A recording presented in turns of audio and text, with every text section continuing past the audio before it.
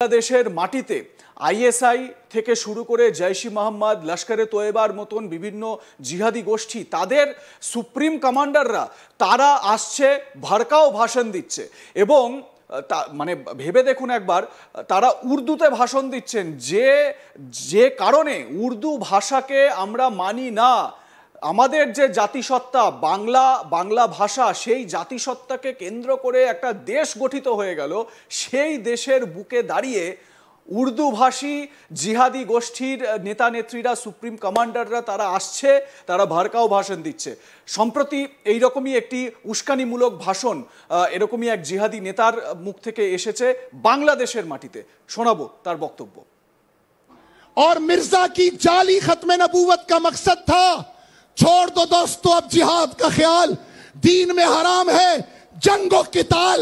अल्हम्दुलिल्लाह मेरे आका की खत्म नबूवत के सदके गलबा दीन की मेहनत बदर से उठी थी। अंग्रेज का सूरज डुबोया, रूस की धराती तोड़ी और अमरीकी इस्तेमार को शिकस्त दी।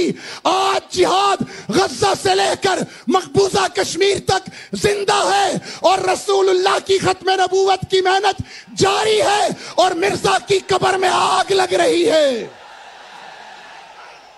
इसलिए सारे झंडे हमारे हैं, मदारिस दीनिया का काम हमारा है, खत्म नबूवत का झंडा हमारा है, दावत तबलीग का काम हमारा है, तस्किया नफ्स की मेहनत यह भी दीन का शोबा है। কর্নেল চৌধুরী, আমরা শোনালাম এই যে ভড়কাও ভাষণ, বাংলাদেশের নারায়ণগঞ্জের মাটিতে এই ভাষণ দেওয়া হচ্ছে।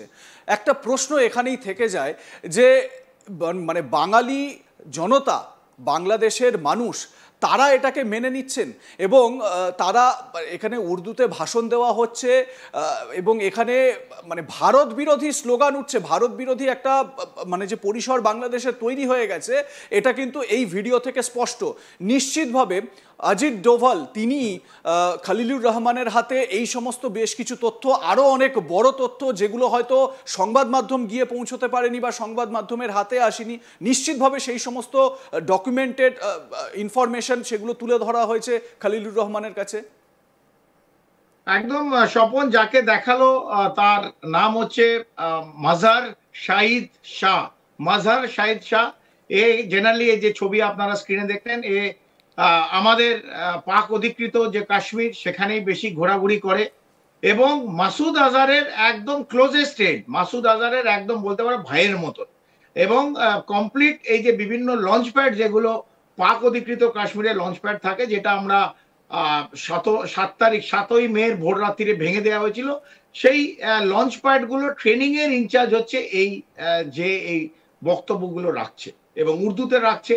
আমি জানি না বাংলাদেশের 18 কোটি মানুষ যারা ভাষা সত্তার জন্য লড়াই করেছিল, প্রাণ দিয়েছিল, গুলির সামনে প্রাণ দিয়েছে, রক্তাক্ত হয়েছিল সেই সময়কার পূর্ব পাকিস্তান, সেই তারাই আজকে আবার দেখছি পাকিস্তানে যারা পূর্ব পাকিস্তান, যারা বাংলাদেশের যারা দেখছেন, বিশেষ করে যারা দেখছে, তাদের পূর্বপুরুষদের মা বোনেদের যেভাবে নির্যাতন করেছে, যেভাবে ধর্ষণ করেছিল, লক্ষাধিককে মেরে দিয়েছিল, সেই পাকিস্তানের আর্মি তাদের আবার 53 বছর পর রেড কার্পেট নিয়ে এই একটা চাচা ইউনিস যে বাংলাদেশকে শেষ করে দিতে চায়, বাংলাদেশকে শেষ, ভারতকে কিছু হবে না, এটাকে প্রথমে বলে রাখি, ভারতের গায়ে একটা দাগও আপনারা কাটতে পারবেন না। বাংলাদেশটা শেষ হয়ে যাবে। তো 18 কোটি মানুষকে জেগে উঠতে হবে। এই যে মাজার সাইদের মতন লোককে থাবড়া মেরে বাংলাদেশ থেকে তাড়াতে হবে। আপনাদের গণ অভ্যুত্থান যেটা করেছেন, শেখ হাসিনাকে হয়তো তাড়িয়েছেন, শেখ হাসিনার সার্টিফিকেট আমরা দিতে চাই না, কিন্তু এই যে মোহাম্মদ ইউনিস আপনার এবং আপনার পরের যে জেনারেশন, নেক্সট জেনারেশন, তাদের শেষ করে দিচ্ছে। আপনার ইকোনমি বাংলাদেশে শেষ করে দিয়েছে, আপনার বাংলাদেশের ইকোনমিক অলরেডি ফিনিশ। সেই জায়গায় আপনারা কেন এই আপনাদের ভূমি জমি দিচ্ছেন এই সব সংগঠনকে, জঙ্গি সংগঠনকে, যারা প্ল্যান করছে ভারতের বিরুদ্ধে নাশকতার ছক, তার পেছনে বসে আছে আইএসআই বিভিন্ন অফিসাররা, তার পেছনে বসে আছে তুরস্কর অফিসাররা। আর রক্তাক্ত ভারতে হবে, আমি বলছি না যে এক্সপ্লোশন আমরা হতেই পারে, 10টা জায়গা তো আটকে দেবো, একটা ছোট জায়গায় যেমন লালকেল্লায় 50,000 লোক মারার প্ল্যান করেছিল, 14 জনের একটা কোথাও গোল মিস হয়েছে, একটা গোল হয়েছে।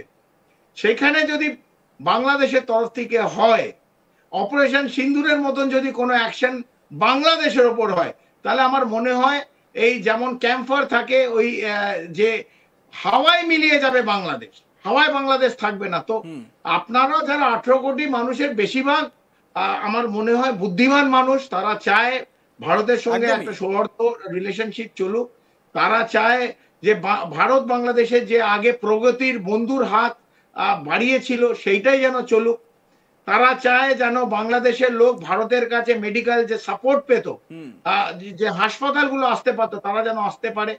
এই যে লোকগুলোকে আপনারা জমি ছেড়ে দিয়েছেন আপনাদের ভূমি বাংলাদেশের ভারতকে ভাঙার জন্য, ভারতকে আপনারা কিচ্ছু করতে পারবেন না। চাচা ইউনিসকে যেদিন ভারত ভাববে, যেদিন অজিত ডোভাল ভাববেন এর কলারটা ধরে কোথাও গিয়ে জেলের করাতে অথবা গণতান্ত্রিক ভাবে তার একটা শাসনের মধ্যে দিয়ে তাকে জেলে ভরা, যেদিন ভাববেন সেদিন এটা হয়ে যাবে। অথবা এমন কোন প্রেশার আসবে তাকে, চাচা ইউনিসকে আপনাদের ছেড়ে পালিয়ে যাবে, সেদিন কিন্তু বাংলাদেশ তার আগে। ঠিক এই জায়গা থেকে কর্নেল চৌধুরী আপনি যে প্রেশারের কথা বললেন, ঠিক এই জায়গা থেকে এই প্রশ্নটা, এই প্রেশার তৈরি করার জন্য বা এই প্রেশার ক্রিয়েট করার জন্যই কি আমেরিকাকেও এই বৈঠকে বা এই আলোচনার মধ্যে রাখা হয়েছিল? ভারত সেই কারণে আমেরিকাকেও এই জায়গা দিয়েছে এই প্রেশারটা ক্রিয়েট করার জন্য? আমরা যতটা জানতে পারছি স্বপন, যে আমেরিকার অ্যাম্বাসাডার ওই বৈঠকে বসেছিল, এই জন্য বসেছিল। খালিলুর রহমান ছিল, বাংলাদেশের দুজন শীর্ষ যারা সামরিক বাহিনীর অফিসার তারাও ছিলেন, in the rank of major general and lieutenant general, তারাও ওই মিটিং এ ছিল।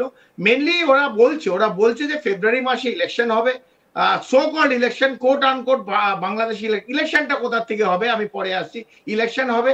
তাই মার্কিন যুক্তরাষ্ট্র, ভারত এবং বাংলাদেশ চায় সুষ্ঠুভাবে গণতান্ত্রিক ভাবে একটা যেন ওখানে ইলেকশন হয়, ইলেকশনের মাধ্যম দিয়ে একটা সরকার আবার যেন গণতান্ত্রিক মতে বাংলাদেশকে শাসন করে। এটা হচ্ছে মূল, এই জন্য আলোচনা হয়েছিল।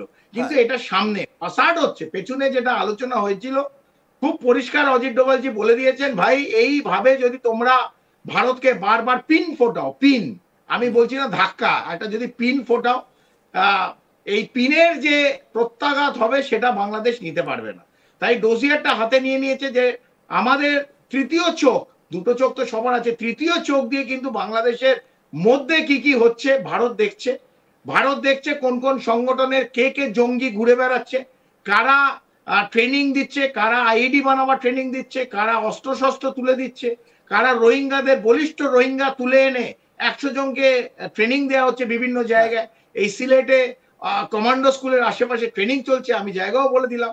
তারা ভারতবর্ষে ঢুকে একটা সিরিজ অফ এক্সপ্লোশন করবে, তার একটা